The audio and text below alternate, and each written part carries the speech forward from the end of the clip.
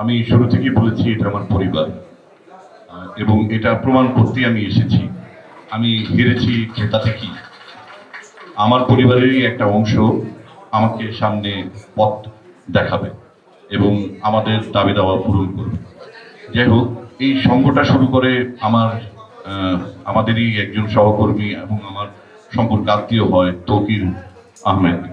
আহ, উনি চেয়েছিলেন যে যোগ্য নেতৃত্ব, যোগ্য শিল্পী এই সংগঠনটিকে পথ দেখাবে, এবং আজকে যারা জিতেছে আমি মনে করি যে এরাই যোগ্য। হ্যাঁ, এবং এরা সামনে আমাদেরকে আমাদেরকে ছায়া, আমাদের মাথার উপর ছায়া হয়ে থাকবে। আমরা কখনো নিজেদেরকে অসহায় ভাববো না, একা ভাববো না। আমার তো এখনো মনে হয় ওই অপুর ওই টিভিসিটা, জামালের বউ এত ফর্সা হইলো কেমনে রে। আমি তখন থেকেই অপুর ভক্ত। হ্যাঁ, তো আজকে অন্যের বউ নিয়ে আলোচনা না করি।